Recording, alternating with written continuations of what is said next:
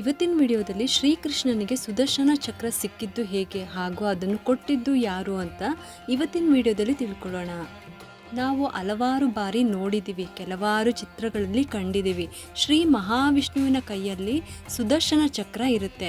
ಚಕ್ರದ ಕುರಿತಾದ ಆರಂಭವಾದದ್ದು ಹೇಗೆ ಎಂದು ತಿಳಿಸೋದಕ್ಕೂ ಹಲವಾರು ಕಥೆಗಳಿವೆ. ಶಿವಪುರಾಣದ ಪ್ರಕಾರ ವಿಷ್ಣುವು ವಿಶ್ವವನ್ನು ದುಷ್ಟ ಶಕ್ತಿಗಳಿಂದ ರಕ್ಷಣೆ ಮಾಡಬೇಕು ಅನ್ನೋ ಕಾರಣದಿಂದಾಗಿ ಒಂದು ಅತ್ಯಂತ ಬಲಶಾಲಿಯಾದ ಶಕ್ತಿಶಾಲಿಯಾದ ಆಯುಧ ಹೊಂದಬೇಕೆಂದು ಬಯಸ್ತಾರೆ. ಇದಕ್ಕಾಗಿ 1,000 ಕಮಲದ ಹೂಗಳಿಂದ ಶಿವನ ಪೂಜೆ ಮಾಡಿ ಈ ವರವನ್ನು ಕೋರುವುದಾಗಿ ತೀರ್ಮಾನವನ್ನು ಕೂಡ ಮಾಡಿಕೊಳ್ತಾರೆ. ಈ ಕಾರ್ಯಕ್ಕೆ ಅವಶ್ಯವಿದ್ದ ಸಾಮಗ್ರಿಗಳೊಂದಿಗೆ 1,000 ಕಮಲದ ಹೂಗಳನ್ನು ಸಂಗ್ರಹಿಸಿ ಪೂಜೆ ಆರಂಭಿಸ್ತಾರೆ. ಆದರೆ ಪೂಜೆ ಅಂತ್ಯಗೊಳ್ಳುವ ಸಮಯದಲ್ಲಿ ಒಂದು ಹೂವು ಮಾತ್ರ ಕಡಿಮೆ ಆಗುತ್ತೆ.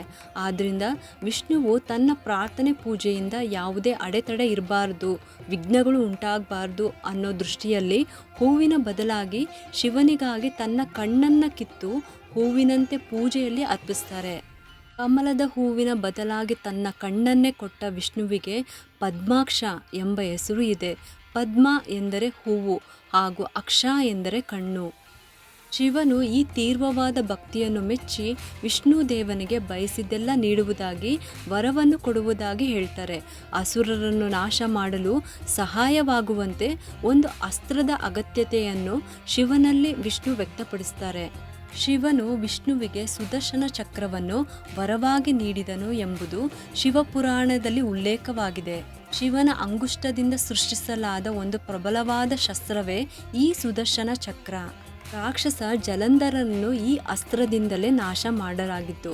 ಈ ಸುದರ್ಶನ ಚಕ್ರದಲ್ಲಿ 2 ವಿರುದ್ಧ ದಿಕ್ಕಿನಲ್ಲಿ ಚಲಿಸುವ 10 ದಶಲಕ್ಷ ಮುಳ್ಳಿನ ಏರಿಗಳು ಸದಾಕಾಲ ಸುತ್ತುವರಿಯುತ್ತೆ. ಈ ಶಸ್ತ್ರ ಶತ್ರುವಿನ ಕಡೆಗೆ ಎಸೆಯುವುದಷ್ಟೇ ಅಲ್ಲದೆ ಇದು ಸಂಪೂರ್ಣವಾಗಿ ಮನೋದಶೆಯಿಂದ ಪ್ರಯೋಗಿಸಿದರೆ ಶತ್ರುವನ್ನು ಹಿಂಬಾಲಿಸುವ ಶಕ್ತಿಯೂ ಹೊಂದಿದೆ. ವಿಷ್ಣುವಿನ ಎಲ್ಲ ಶತ್ರುಗಳು ಒಟ್ಟಾಗಿ ಬಂದರೂ ಅವರ ಸಂಖ್ಯೆ ಎಷ್ಟೇ ಇದ್ದರೂ ವಶಪಡಿಸಿಕೊಳ್ಳುವಂತಹ ಶಕ್ತಿ ಹೊಂದಿರುತ್ತೆ ಈ ಸುದರ್ಶನ ಚಕ್ರ. ಈ ಸುದರ್ಶನ ಚಕ್ರ ಎಷ್ಟು ಪ್ರಬಲವಾಗಿತ್ತೆಂದರೆ ಇದನ್ನು ಕೂಡ ಒಂದು ದೇವರಂತೆ ಪೂಜೆ ಮಾಡ್ತಾರೆ. ವಾಸ್ತವವಾಗಿ ಸುದರ್ಶನ ಹೋಮ ದಕ್ಷಿಣ ಭಾರತದ ಅನೇಕ ವಿಷ್ಣು ದೇವಾಲಯಗಳಲ್ಲಿ ಮತ್ತು ಶಿವನ ದೇವಸ್ಥಾನಗಳಲ್ಲಿ ಅತ್ಯಂತ ಜನಪ್ರಿಯ ಹೋಮವಾಗಿದೆ. ಸುದರ್ಶನ ಎಂಬ ಪದವು 2 ಪದಗಳಿಂದ ಸೇರಿದೆ. ಸು ಎಂದರೆ ಮಂಗಳಕರವಾದದ್ದು, ದರ್ಶನ ಎಂದರೆ ಕಾಣುವಿಕೆ. ಸುದರ್ಶನ ಚಕ್ರ ಎಂಬುವುದು ವಿಷ್ಣುವಿನ ಆಯುಧವಾಗಿದ್ದು ವಿಷ್ಣು ದುಷ್ಟ ಸಂಹಾರಕ್ಕಾಗಿ ಬಳಸ್ತಿದ್ರು. ಇದರ ಮೂಲದ ಬಗ್ಗೆ ಹಲವು ಕಥೆಗಳಿದೆ. ಒಂದು ಕಥೆಯ ಪ್ರಕಾರ ಬ್ರಹ್ಮ ವಿಷ್ಣು ಮಹೇಶ್ವರ ಮೂವರ ಸಂಯೋಜನೆ ಶಕ್ತಿಯಿಂದ ಸೃಷ್ಟಿಯಾಯಿತು. ಸುದರ್ಶನ ಚಕ್ರದಲ್ಲಿ 6, 12 ಅಥವಾ 27 ಮಾರಚವಾದ ಪ್ರತಿಯೊಂದು ಪುರುಷ ಮತ್ತು ಸ್ತ್ರೀ ತತ್ವವನ್ನು ಹೇಳುತ್ತೆ. ಸೂರ್ಯನಂತೆ ಬೆಳಕು ಗೋಚರಿಸುತ್ತೆ. ಮೋಕ್ಷ ಸಾಧನೆಯ ಕಠಿಣ ಹಾದಿಯಲ್ಲಿ ಭಕ್ತರಿಗೆ ಸಾಗಲು ನೇರವಾಗಿ ಸಹಾಯ ಮಾಡುತ್ತೆ. ಇವೆಲ್ಲ ಕಾರಣಗಳಿಂದ ಸುದರ್ಶನ ಚಕ್ರವನ್ನು ದೇವರ ರೂಪದಲ್ಲಿ ಪೂಜಿಸಲಾಗುತ್ತೆ.